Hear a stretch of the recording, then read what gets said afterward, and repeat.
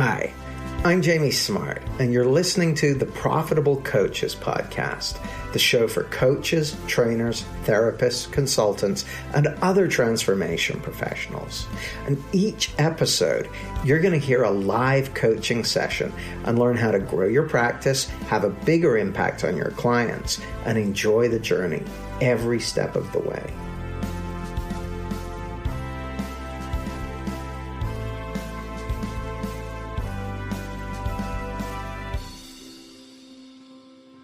Hi, I'm Jamie Smart, and welcome to the Clarity Activator. Now, this recording is a companion piece to the book Clarity, Clear Mind, Better Performance, Bigger Results. But even if you don't have the book yet, you can still get a lot from just listening to this and really allowing yourself to just kind of relax and tune into your own inner sense of well-being. Now, as you sit here listening to me, you may not even know really what I mean by your inner sense of well-being, but that's totally okay.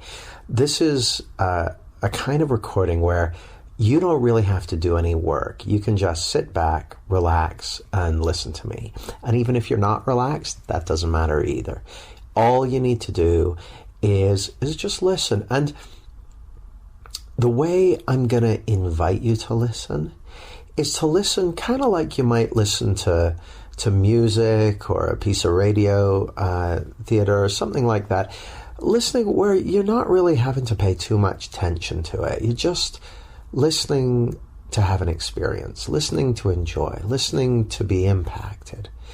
Because one of the things you're going to discover as you listen all the way through to this is that you've got a lot more going for you than you may have realized until now. And that as you sit here listening to me, there's a deeper intelligence within you that's also listening.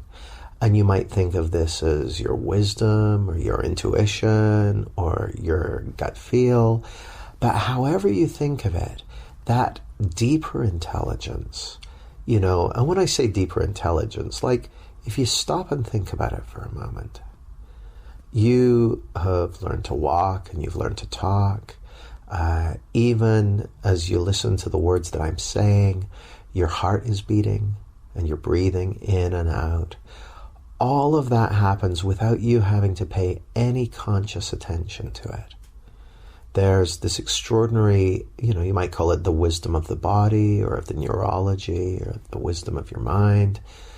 There's this extraordinary intelligence that's keeping everything going, that's keeping everything working properly, that's giving you what you need, moment to moment.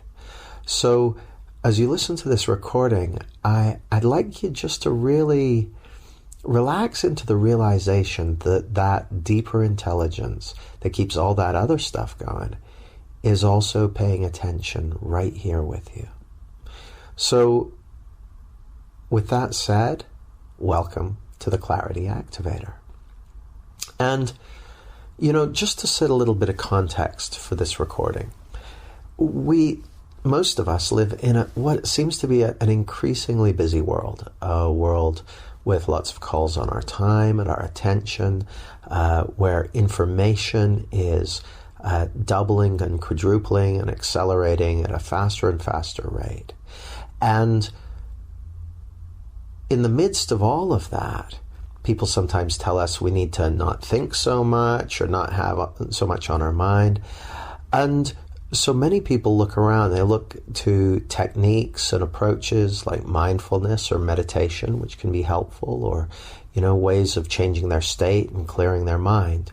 And I did much of that myself, but I often found that it still seemed like I had a lot on my mind. And yet, what I noticed is at those times in life when I was most impacted, when I was just enjoying the experience of being alive, or when I was, looking out over the ocean or going for a walk, or at those times when, I was really performing at my best, when I was speaking to groups or, in my case, doing things like martial arts or playing squash. that I didn't have much on my mind. And so it raises an interesting question, which is, if you want to have less on your mind, how can you do that by having more on your mind? It doesn't really make sense. And there's a metaphor that I refer to in the book Clarity right at the beginning. And it goes like this. If a pond is clouded with mud, there's nothing you can do to clear the water. But if you leave the pond alone, the water will clear as the mud settles, because clarity is the water's natural state. Well, clarity is your mind's natural state. And the purpose of this recording is primarily to help you have an experience of that. Now, this isn't a meditation tape or a relaxation tape or anything like that, though it may lead you into a state of meditation. But the purpose of it is to just point you in the direction of realizing that you don't need to do anything to experience clarity. You don't need to do anything to become more aware of the natural state of clarity and well-being and that natural source of resilience that's already there within you. It's not something that you need to find. It's something that's already there. It's not just already there. It's the essence of who you really are. And as you're going to discover as you listen to this recording, this is really good news, not just for, relaxing and chilling out and that kind of thing. It's very, very practical.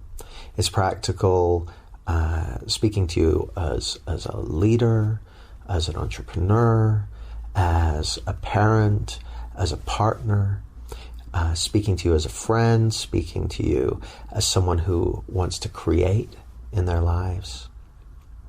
It's practical and useful in all those contexts, because what you're going to discover as you listen to me is that clarity, it turns out, clarity is it's sort of like you can think of it as a universal resource that is context sensitive. And what I mean by context sensitive is that innate intelligence that I referred to, it adjusts to the situation. So just like if you suddenly start running, or you sprint up a flight of stairs, or you run to catch a train, or to something like that, your body naturally adjusts. It knows exactly what you need. So all of a sudden you breathe harder, your blood circulates more quickly as your heart starts speeding up.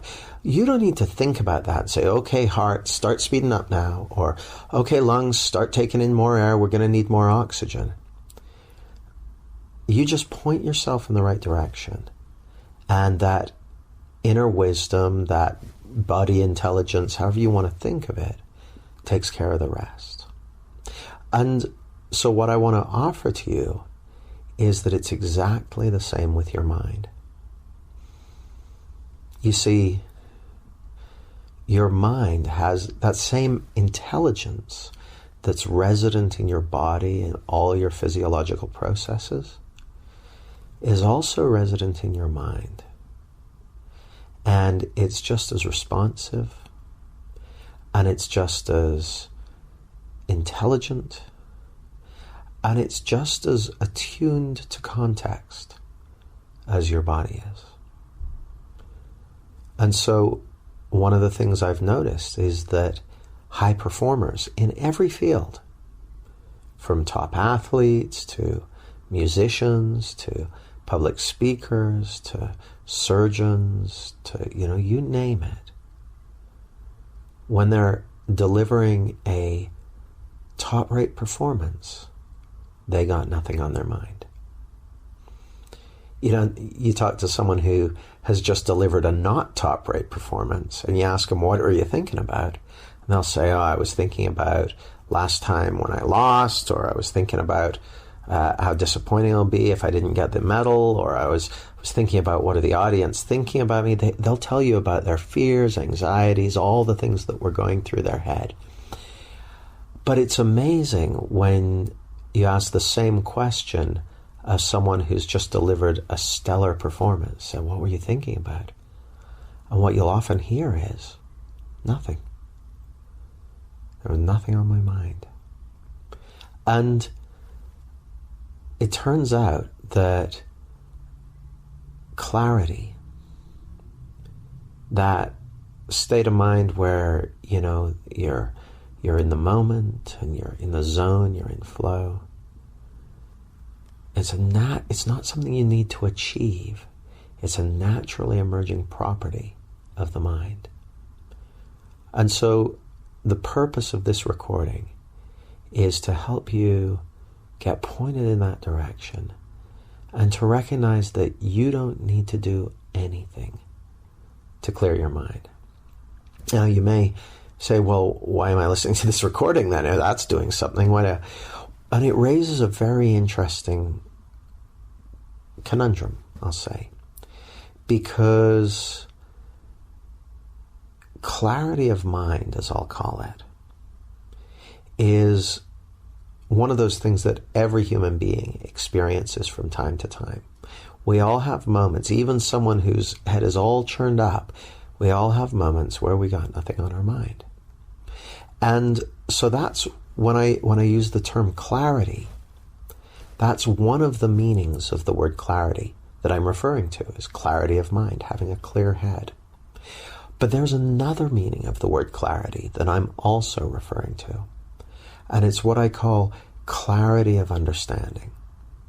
So the philosopher Gregory Bateson famously said that the biggest problems in the world are caused by the difference between how life works and how people think.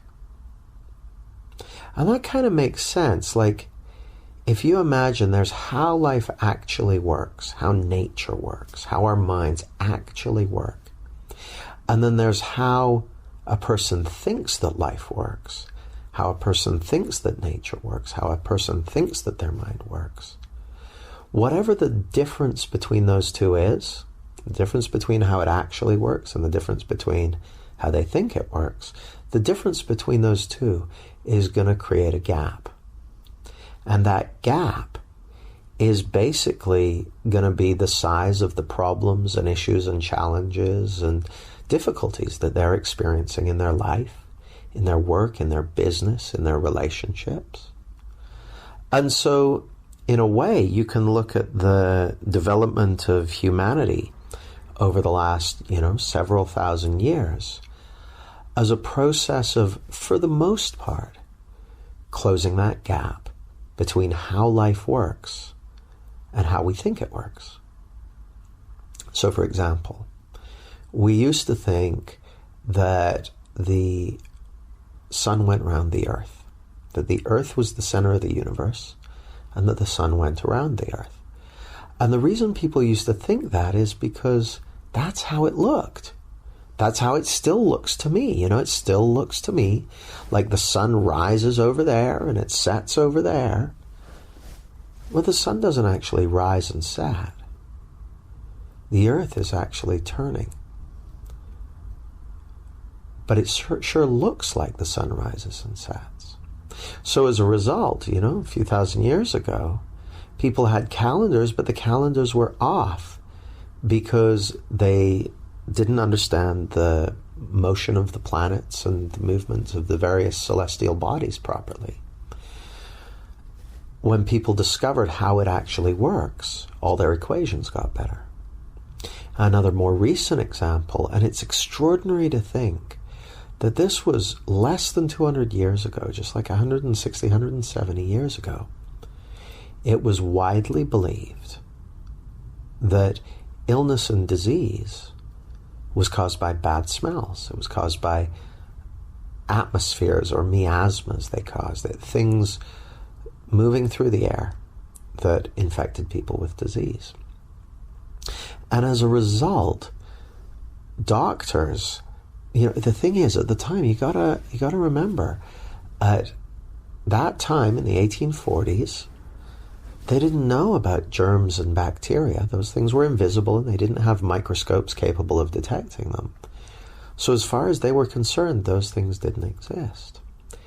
And so many of the things that seem obvious to us now, like wash your hands, and if you're going into an operating theater, clean instruments might be helpful. Well, people didn't know that back in the 1840s. In fact, it was a point of pride for them back there that that because doctors were gentlemen, they took it as offensive to even assume that they had dirty hands. And so the idea that they had germs or bacteria on their hands was, not pleasant to them, and so they rejected it. And there was a guy called Ignaz Semmelweis who had a sudden insight. Now, you're going to hear me using this word insight. An insight is fresh new thinking from beyond what you already know, from beyond your current habitual thought patterns. Fresh new thinking that basically does something for you. It gives you something new. And so Semmelweis had an insight. Now, Semmelweis was a doctor in a hospital, and many of the patients there, it was a maternity hospital, and the women who were his patients, many of them contracted an illness called childbed fever. And there were countless theories about what caused childbed fever rather. So they thought it was maybe down to sour milk, or down to the beds in the hospital being too close together. They thought it was very likely to be miasmas and atmospheres. They had countless theories to what might be causing it, and it was a terrible thing. Many women were made very ill by it, and many of them died.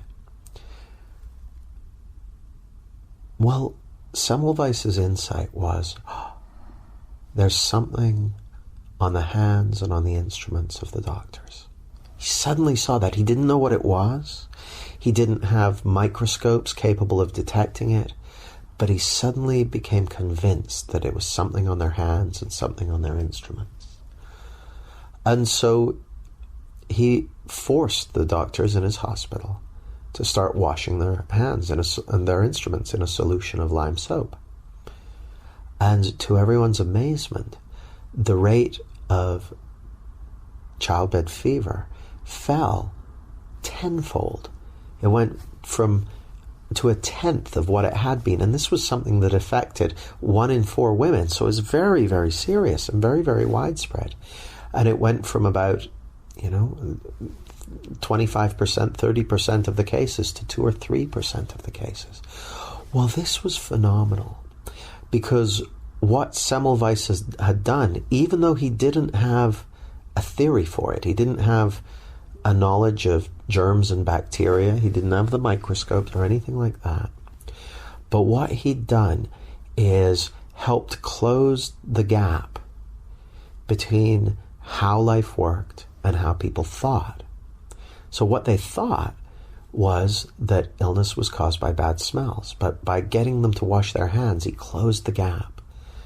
And as a result, fewer people were ill. Fewer women died in childbirth. And the fact that Semmelweis had that insight has the result that today most people survive routine surgery most of the time. The surgical procedures and the procedures for sterilizing instruments and all that sort of stuff that we have today, we can trace back to Semmelweis's insight. So insight is powerful. Insight can change the world, and insight can change your world. And insight comes from within you. It comes from the very center of your being. It comes from deep within your consciousness. Now, as soon as I say a phrase like deep within your consciousness, that can sound mystical and strange, but it's actually very practical and everyday. Like if you can't find your keys or your glasses, and then suddenly it hits you where you left them. Or when you're working on, trying to solve a particular problem and you just aren't making any headway on it. So you go out for a walk, and then all of a sudden in the middle of the walk it hits you. Or you're trying to think of something to buy someone as a gift, and you're just not coming up with any answers. And then you're doing something else, or you're watching TV, and suddenly a thought pops into your mind that would be the perfect gift to get them. And it's the right thing. It just hits you. That's an insight. So while it can be these very big world-changing things like Semmelweis's insight about illness, or Archimedes' eureka moment, or Newton getting bonked on the head with an apple and discovering something about the nature of gravity, I also want you to see that insight is a very, very everyday thing. It's something we all experience, and something you've already been experiencing your whole life. And as you're going to discover as you continue listening to this, insight can really do something for you. And so one of the purposes of this recording, and by the way, I'm going to encourage you to listen to this as often as you like, to listen to it again and again, because one of the things you're going to discover as you do that is that you'll have insights. You'll hear me say something that you've heard me say every single time, but you'll hear me say it for the 4th time or the 10th time or the 12th time, and it'll suddenly strike you differently. You'll have an insight, and then you'll go, why didn't I hear him say that before? Well, the fact is, you did hear me say it, but the thing that's really done something for you, the thing that's really helping you out, is something that comes from within you. So the main thing I'd love you to hear, the thing I'd love you to see, the thing I'd love you to connect with as you listen to this recording and really connect with the information that I'm sharing, is that actually the information that's really going to do something for you is going to come from within you. It's going to come from an insight. Now, there's a guy called William Duggan, and he wrote a book called Strategic Intuition. And Duggan is a professor at Columbia Business School. And his book, Strategic Intuition, it won a bunch of awards. And in his book, he looked at what are many of the great leaders through history. What role did insight and intuition play in their victories? And what he found that people like Clausewitz and Napoleon and people like that, they were great students of strategy. So they would study battles of the past and victories and all these sort of things. But then at a crucial point, they would put it all to one side and they would go for a walk, or they would take a bath, or they would just go and relax. And they would go into a reflective state where there wasn't really anything on their mind. They weren't trying to solve the problem. They weren't working away at it or thinking about it or anything like that. And then all of a sudden, an insight would hit them. Like I say, from within their consciousness, something that involved a creative leap, something that wasn't there in their habitual everyday thinking, something that came to them from beyond their habitual thinking. And the thing that came to them was an insight. And this is what shaped their strategy. This is what shaped their direction. This was what shaped their genius. And so one of the great things I want to share with you is that you already have that same wisdom, that same natural intelligence going for you. The wisdom of whoever you consider to be the wisest, most brilliant people on the planet, that same creative spark, you have it within you.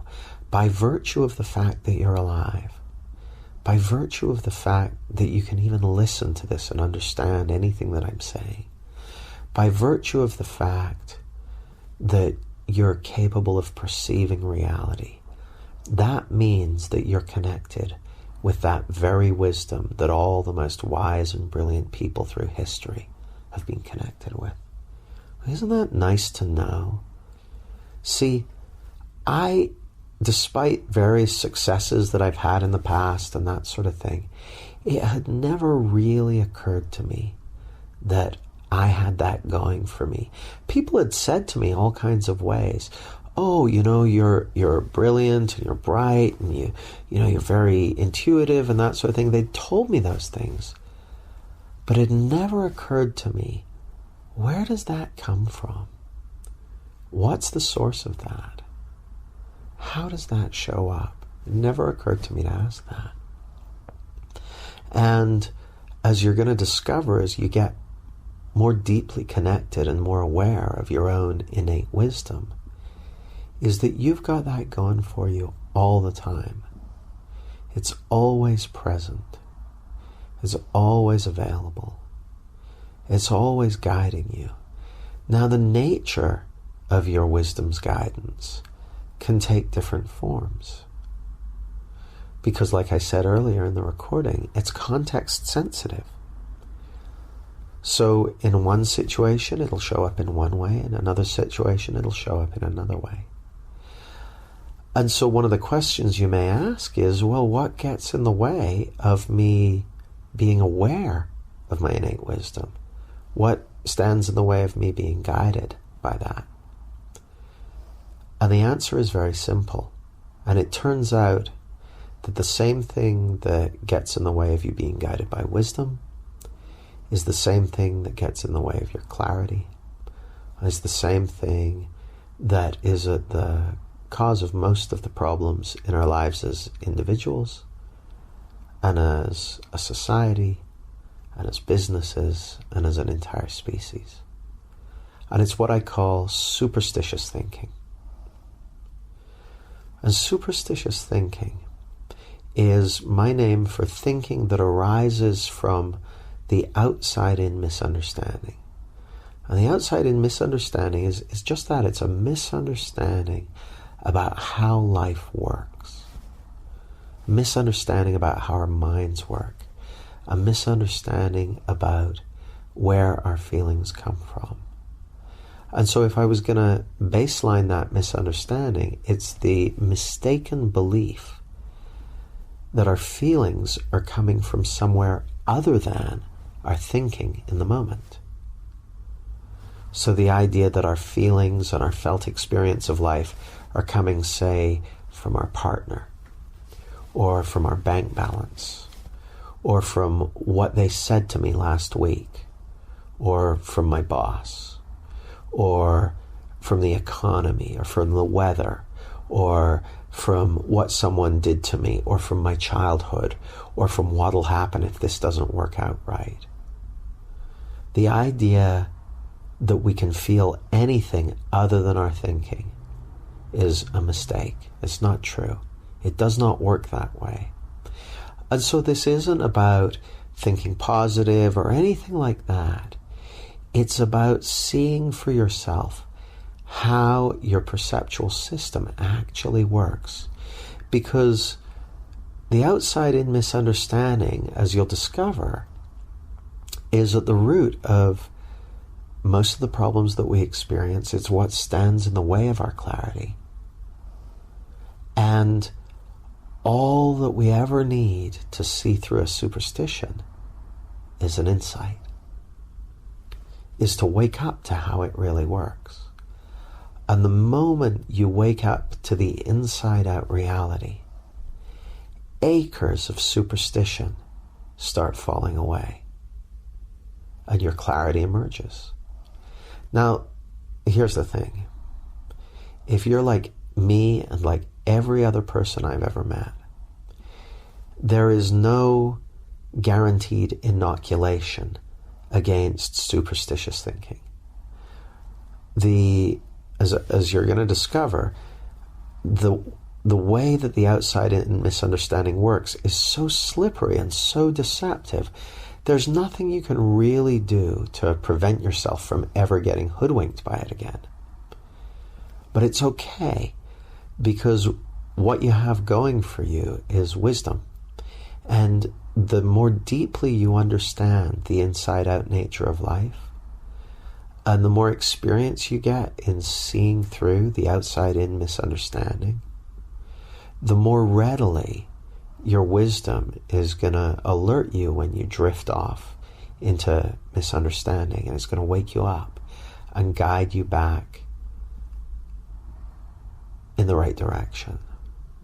You know, I was talking to one of my mentors about this, and I said, well, gee, I really wish I could stop myself from losing sight of how it works. I wish I could stop getting tricked by it outside-in misunderstanding, tricked by my superstitious thinking. We were driving along the motorway at the time, and he said, well, that's sort of like saying, I wish I could stay in my lane 100% of the time. And he said, isn't it more useful to notice when you're drifting out of your lane and pull back into the right lane than it would be to stay in the right lane all the time? And I really like that, because the more deeply I explore this, the more I discover that that wisdom is always there 100% of the time, alerting you when you're going off track and guiding you back in the right direction. And the right direction is just seeing how it really works, seeing that we live in an inside-out experience of life. So superstitious thinking is thinking that's spawned by the outside-in misunderstanding. Superstitious thinking is the idea that we're feeling something other than our thinking, moment to moment. And superstitious thinking is the root of all stress and all anxiety. It's the root of worry. It's the root of depression. And one of the things that you'll discover as you explore this is that just seeing how it works wakes you up from that more and more of the time. It wakes you up to the moment. It wakes you up to your clarity. It wakes you up to the truth of your being. And it wakes you up to your resources in a way that, like I said before, is context sensitive. So I'll give you an example. A while back, I was contacted and asked to, at short notice, to come and appear on Sky TV's breaking news program. And so this was going out at the lunchtime news because England's cricketing captain had resigned after a very difficult year, and he had been under a lot of pressure and experiencing a lot of stress and this sort of thing. And so I was invited on to talk about it from a perspective of resilience and the perspective of mood. And so while I was waiting to go on the air, I was in the green room, and I was really, really nervous. I was anxious. I was uncomfortable.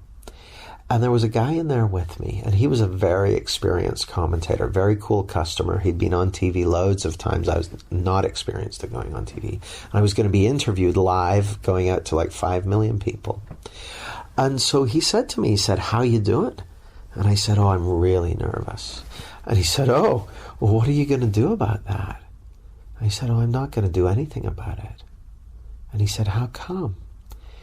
And I said, "Well, I know the best thing I've got going for me is a clear head.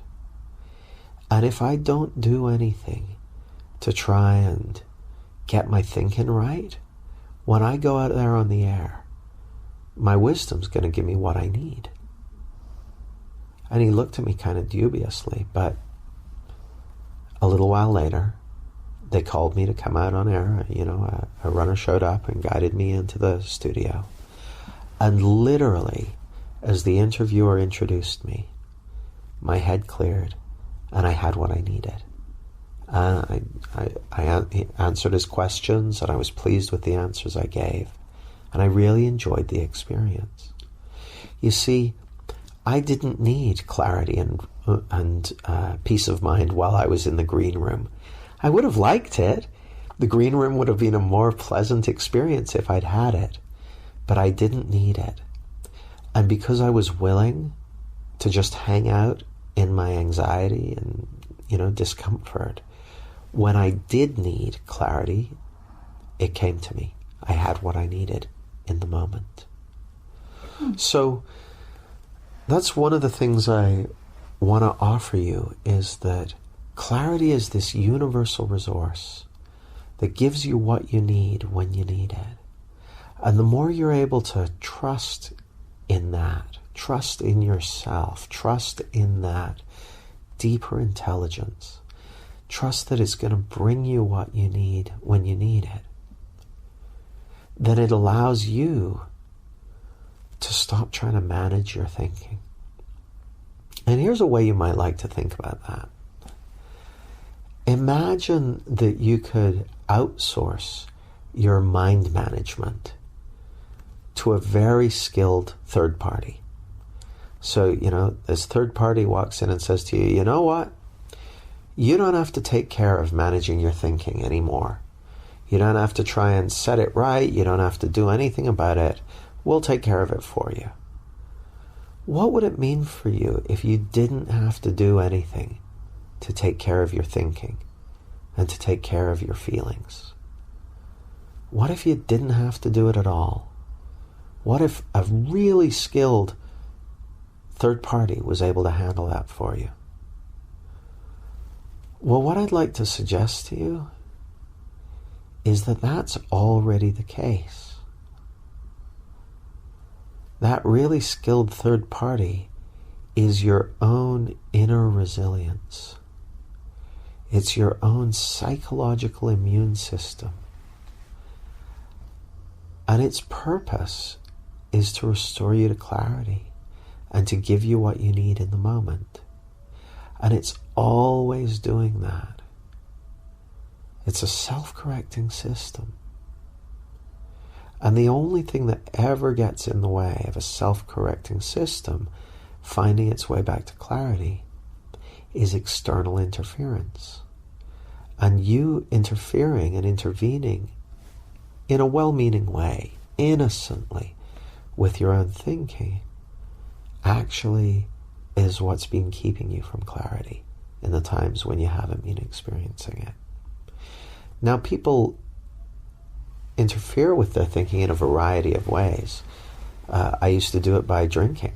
That was the best way I'd found that worked to help me have some peace of mind. But the price I paid for that external interference with my thinking was enormous. It was extremely life-damaging. So what I'd like you to open to is that however little you already do to take care of your thinking and take care of your feeling, you need to do even less than that. Less than that is required. I was talking to someone the other day, and they said, well, I know that, and so I'm trying to let go, and I'm trying to accept, and I'm trying to do this. I said, well, you don't even have to do those. What if you didn't have to do anything to take care of your thinking? Now, when I say don't do anything, I'm not. If you want to build a house, you need to do things. You need to pour a foundation, and you need to put up beams, and you need to put up walls, and you need to do the wiring. There's a lot of things that need to happen if you want to build a house. So out here in the world of stuff, if you want to get things done, things need to, some action is required. But I'm talking about at the level of your mind, at the level of your thinking.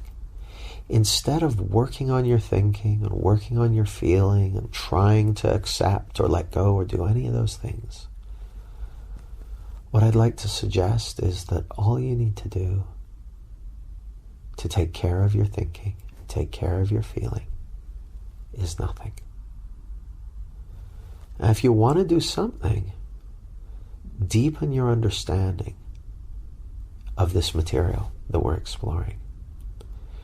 Because the more deeply you understand how your mind works and how your experience works and how life works, the more you narrow the gap between how it actually works and how you think it works. And the more narrow that gap is, the greater clarity of mind you'll experience. The more connected you'll be to your resilience and your wisdom. The more connection you'll feel with the people who matter to you in your life. And the more people will matter to you in your life. The more you'll be in touch with your own creative process. And the more you'll see new possibilities emerging for you as you enjoy the present moment.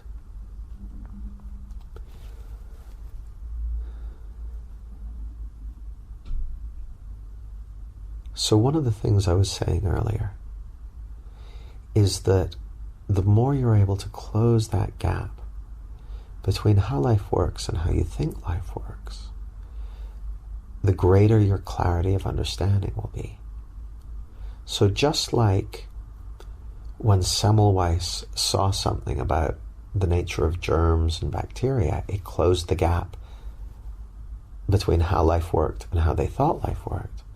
The more you understand about the nature of how your mind works, the more it closes the gap for you. And the result in your own life is incredibly powerful. And here's why. I used the term superstitious thinking very specifically because a superstition is a misunderstanding about how something works. So I'll give you another example of a misunderstanding. In the old days, I don't know exactly when, but they used to think the earth was flat.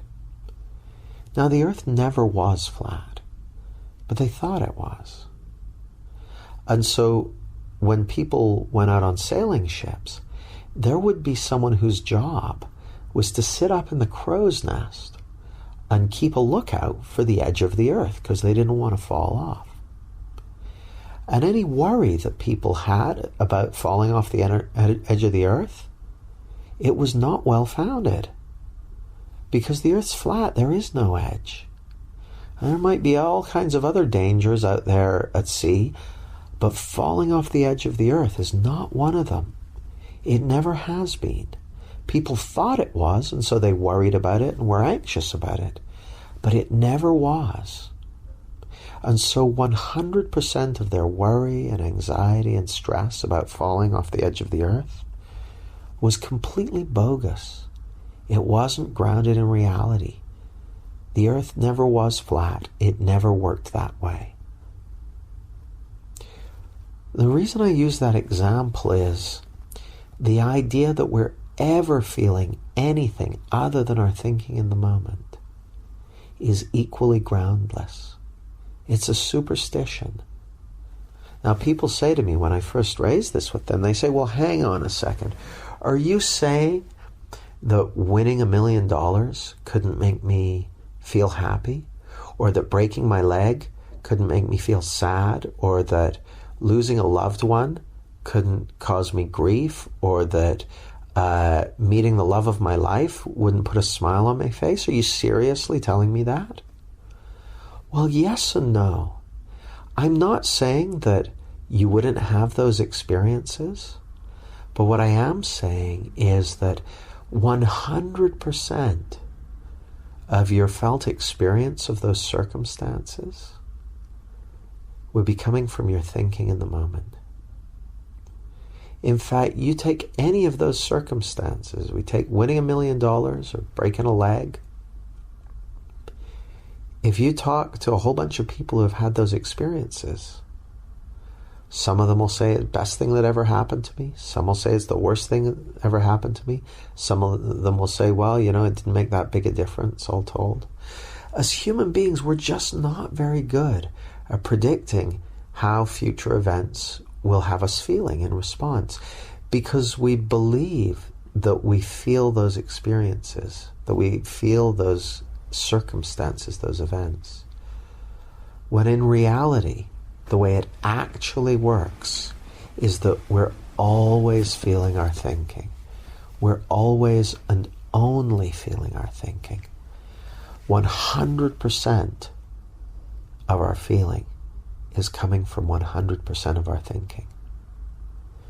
And this statement carries with it a number of implications. You see, if you're only and always feeling your thinking, then you're never going to feel anything that isn't in your thinking. I'm going to say that again. If you're always and only feeling your thinking, you're never going to feel anything that isn't in your thinking. You could win $1 million, but unless it's in your thinking, you're not going to have a felt experience of it. You could lose $1 million, but unless that's in your thinking, you're not going to have a felt experience of it. And so this explains why you get two people going to the same movie, or the same meeting, or the same museum, and they have completely different responses to that experience because they're not feeling the movie or the museum or the meeting. They're feeling their thinking. We're always feeling our thinking moment to moment to moment. But it looks like we're feeling something other than our thinking. It looks like we're feeling the thing we're thinking about.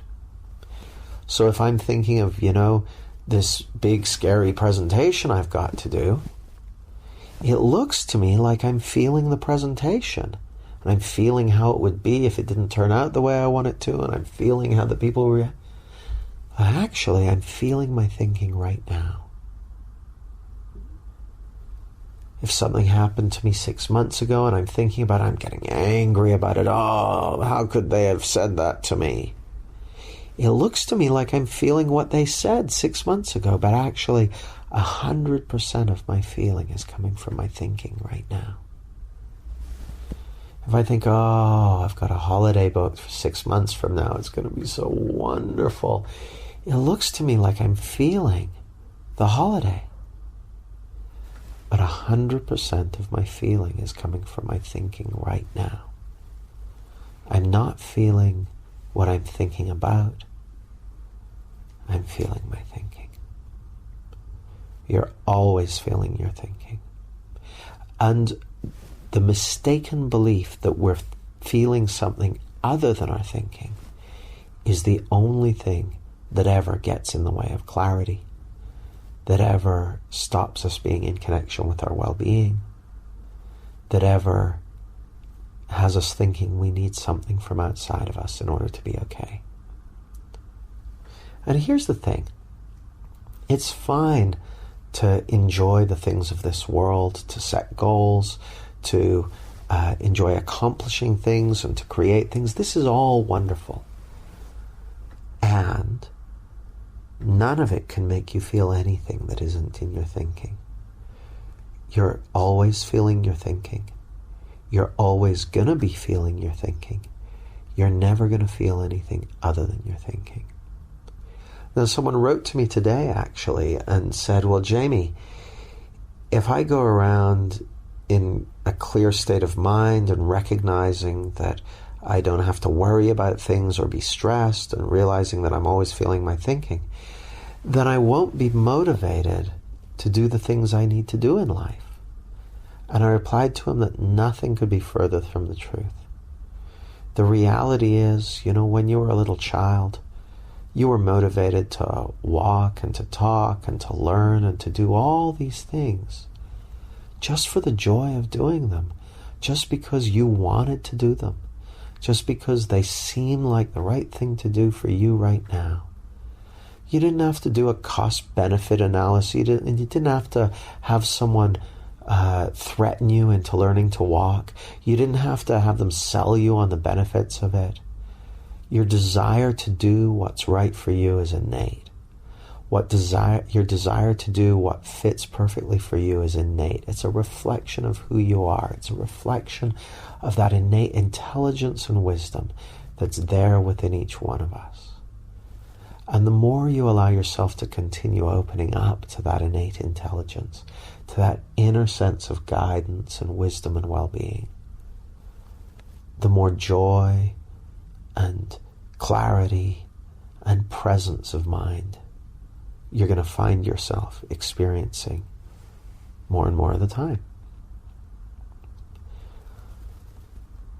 You see, a superstition is just that. It's something that's not true.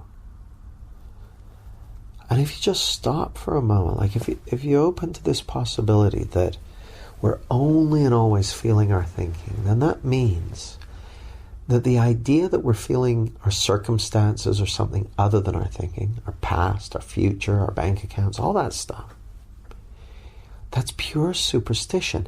And yet, look at the people you know. How much of their time is spent with a head full of that stuff? A head full of thinking about, oh, what's going to happen if? Or a head full of thinking about, oh, if only this hadn't happened. Or a head full of worry, or a head full of striving, or a head full of yearning, or if only. Look at the amount of time the people you know spend on that. You think of the 7 billion people on this planet. All the time that they're all spending wrapped up in that kind of thinking. If all of that's a superstition, imagine if all of that superstitious thinking fell away for all of them and for you. The clarity that emerges the moment your superstitious falls away in one moment is extraordinary.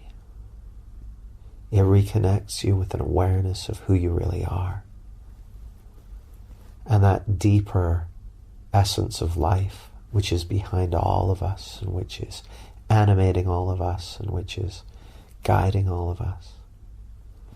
Well, isn't it nice to know that that deeper wisdom, that deeper intelligence has been with you every step of the way throughout your whole life? It's always with you. It's always guiding you. It's always informing you. Even when you're not aware of it. Even when it looks like it's not there. It's always giving you what you need. Moment to moment to moment to moment.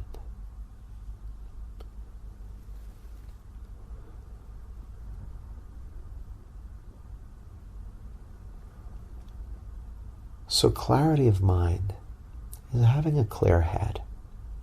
You know, when you've got nothing on your mind, you're free to give your best. And you discover that you have what it needs. You have what it takes. You have what you need. Moment to moment to moment. To deliver the goods. To create what you need to create, or create what you're called to create. To have a rich experience of the moment. To connect with the people who are around you. Clarity of mind is that universal resource that brings us what we need when we need it. A clarity of understanding is your understanding of how life works, and specifically your deepening understanding of the inside-out nature of life.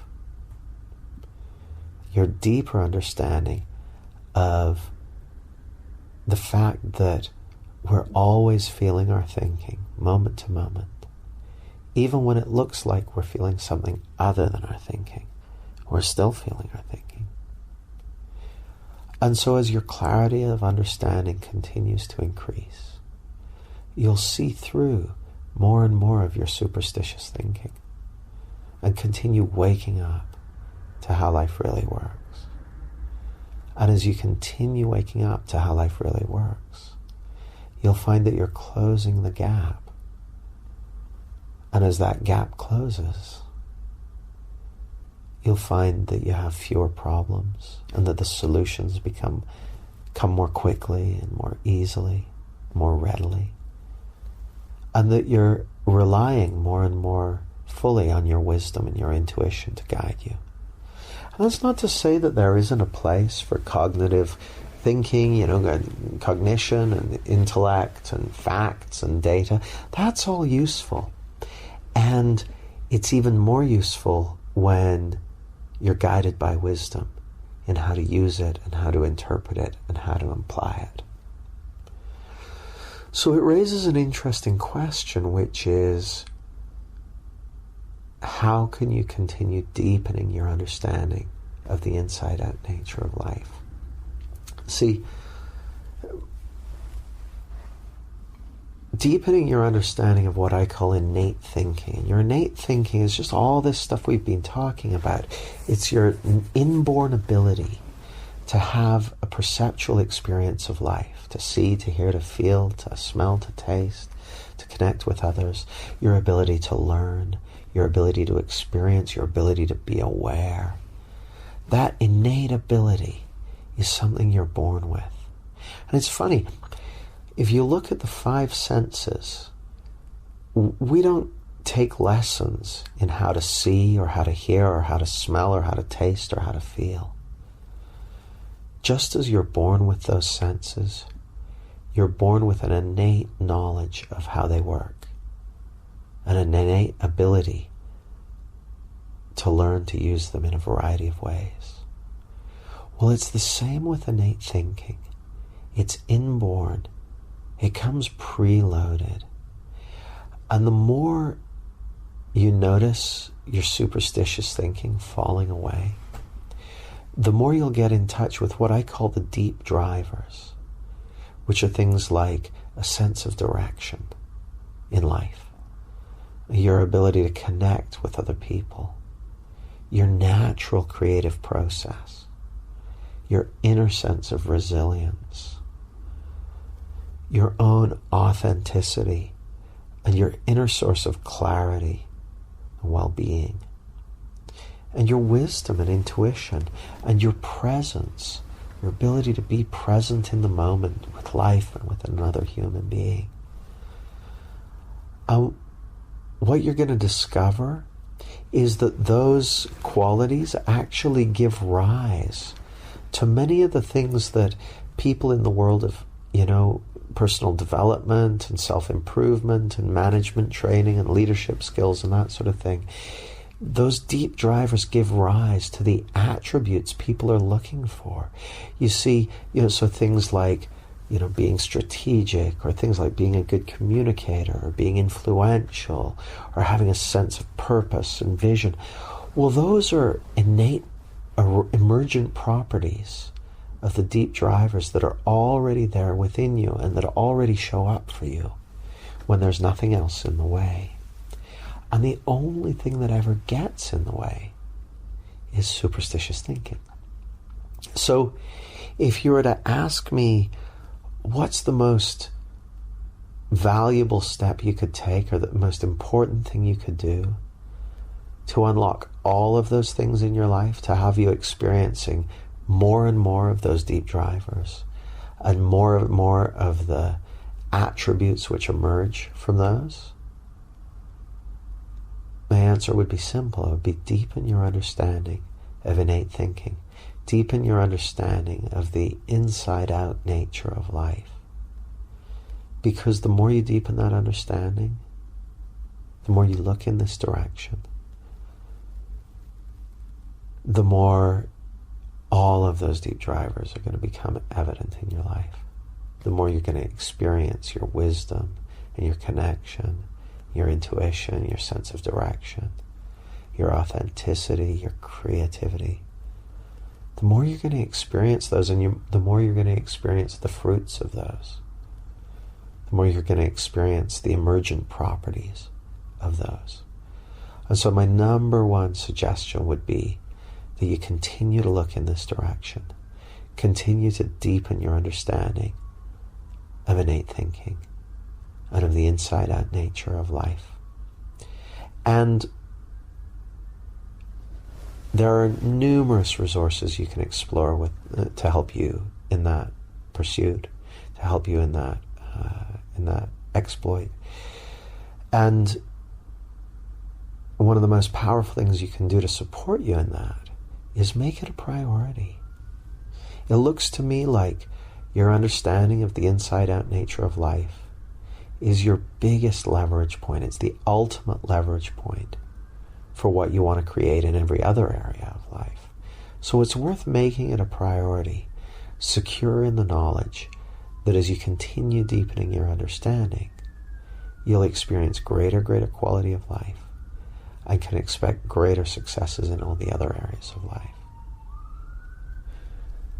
So thank you for your attention. If you haven't already got the book Clarity, I highly recommend you do so. And you can check out all the other free resources that go along with it at claritybook.biz. This is Jamie Smart, and I wish you increasing clarity. Thanks for listening. If you want to grow your profitable practice, here's what to do next. Number 1, download your copy of the free book, The Profitable Coach's Scorecard, to identify your sticking points, leverage points, and quick wins for taking your practice to a new level. It's a quick, easy read with a powerful effect, and you can get it for free at jamiesmart.com/scorecard. Number 2, join the Profitable Coaches group on Facebook and connect with an amazing community of professionals like you and me who are passionate about growing a profitable practice and having a big impact in the world. You can join for free at jamiesmart.com/coaches. Number 3, if you want to be a guest on an episode of this podcast and have a big breakthrough in your professional life, go to jamiesmart.com/guest and enter your details. And finally, I massively appreciate that you're sharing your attention with me. Whatever you think of the show, it would really mean a lot to me if you could head over to iTunes and give it a star rating. If you think it deserves 1 star, go right ahead. But if you want to give it 5 stars, then right on. Thanks!